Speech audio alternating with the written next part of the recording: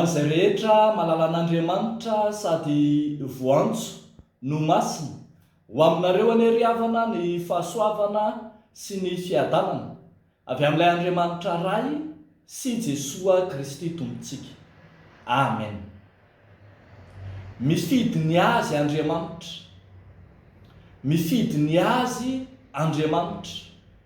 Zany no misongadina amin'ny finainantsika anio ato amin'ny ROMANA 9.14 hatramin'ny 9.20.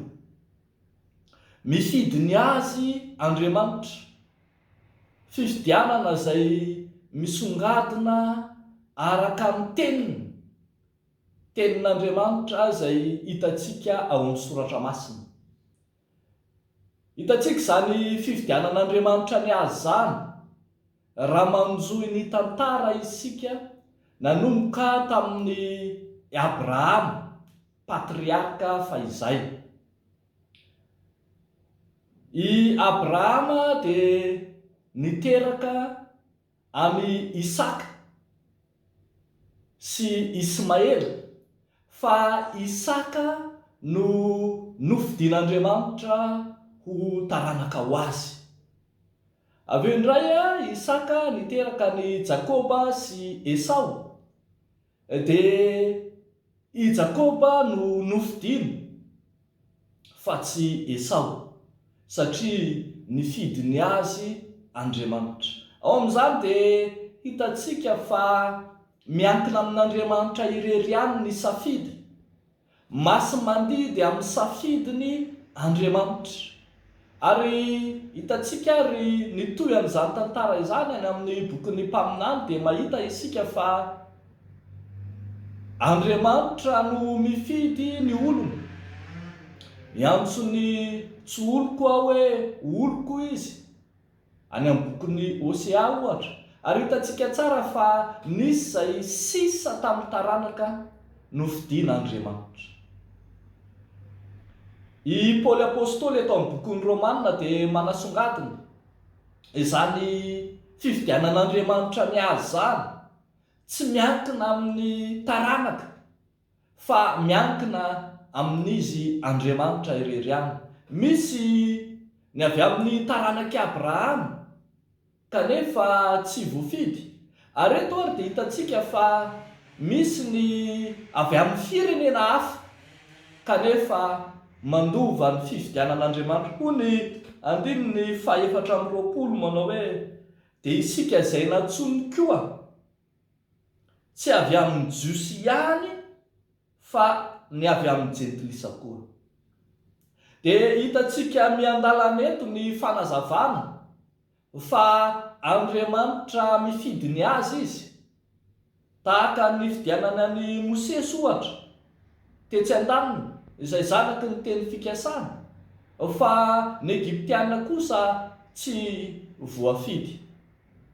Raha Andriamanitra mifidy ny azy izy dia masy mandidina hoe tompo-teny farany amin'ny fifidianana, ka izay tiany no ataony. Tahaka ny anoharan'ny apôstôly Paoly azy eto, tahaka ny mpanao asa tanana, mpanao taozavatra anankiray, ka ny zavatra noforonina dia tsy hibaiko na handidy ny mpamorona azy. Dia tahaka izay ihany koa no ny fifidianan'Andriamanitra, ka ny voafidy tsy afaka hibaiko an'Andriamanitra. Malalaka kokoa ary ny fitenin'ny Soratra Masina, izany fifidianan'Andriamanitra izany fa mamindra-fo amin'izay tiany hamindrana fo izy. Ary ambara eto fa miantra izay tiany hiantrana. Mazava arak'izany rehavako malala, ilay fifidianan'Andriamanitra dia fifidianana izay miankina amin'izy Andriamanitra, safidy madidiny ary ny tena marina fitiavan'Andriamanitra. Izany no antony niantsony ny zanak'olombelona, niantsony ny fiangonana, mariky ny fitiavan'izy Andriamanitra manokana tsy miankina tamin'ny kalitao na ny traikefananana ny fiangonana, fa miankina tamin'ny fitiavan'izy Andriamanitra. Fitiavan'izy Andriamanitra no namonjeny ny fiangonana hanana anjara famonjena, tsy mitanila, tsy mizatavan'olona, tsy mifidy saranga. Fitiavan'izy Andriamanitra no namonjeny izao tontolo izao tao anatin'ny lavaky ny fahafatesana sy ny aizin'ny fahotana. Tsy miankina tamin'ny fahotan'ny zanak'olombelona ny fifidianan'izy Andriamanitra, fa izy no nanapa-kevitra, izy no efa tia, dia novonjeny tsotro zao na dia difitry ny fahotana azy. Mifidy izay tiany mantsy Andriamanitra, ary ny olombelona dia tiany hiaraka hanjaka aminy, tiany hiaraka hiaina aminy, ho fiarahamonina vaovao miaraka aminy ao amin'ny fanjakany rahatrizay. Arak'izany dia mazava fa misokatra midanadana ho an'ny zanak'olombelona, ho an'izao tontolo izao mihitsy ny fanjakan'Andriamanitra. Miankina amin'izao tontolo izao sisa no anekenina tsy izany fifidianan'Andriamanitra izany.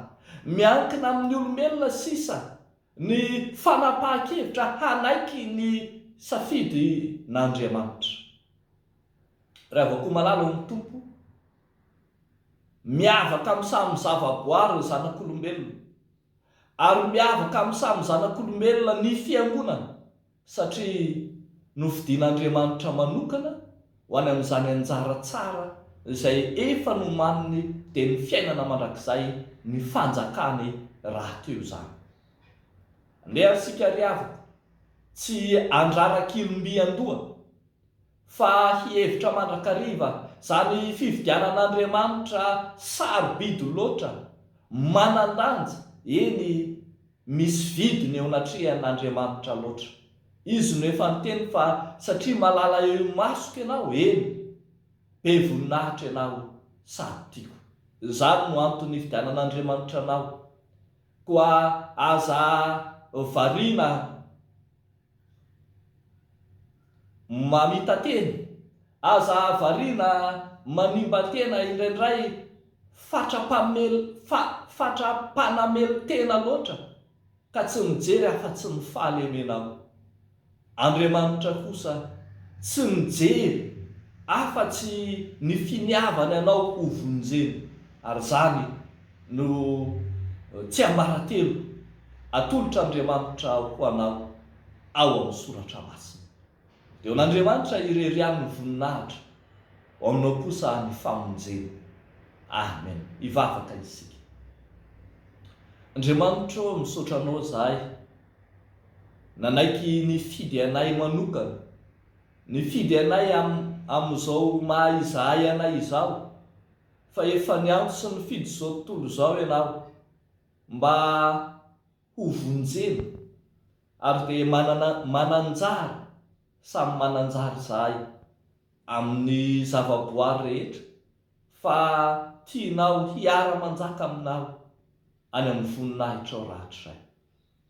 Misaotra Tompo, ary ankehitriny asehonay ny fahavononanay, hanaiky ny fifidiananao, hanaja ny fitsipikao, eny hiara-mandeha aminao, mba hahatonga anay ho zanaka mpandova ny fanjakanao. Tsy mitsahatra izay mivavaka ho amin'ny fiangonanao izay efa nofidinao manokana, ho fiangonana mahery amin'ny teniny sy amin'ny asany. Mivavaka izahay amin'ny fiatrehana ny andro sarotra ankehitriny, ny aretina, ny rivo-doza, ny fiovaovan'ny toetrandro, ny amin'ny vidim-piainana miakatra, ny amin'ny fanararotana amin'ny endriny maro samihafa, ny tsy fandriam-pahalemana. Eny, entinay ambavaka eo aminao zany. Tompo, omeo fiadanana sahaza azy ireny zanakao, izay indrindra izay mitaraina aminao. Dia ataonay amin'ny anaran'i Jesosy zany mivavaka izany. Misaotra Tompo. Amen.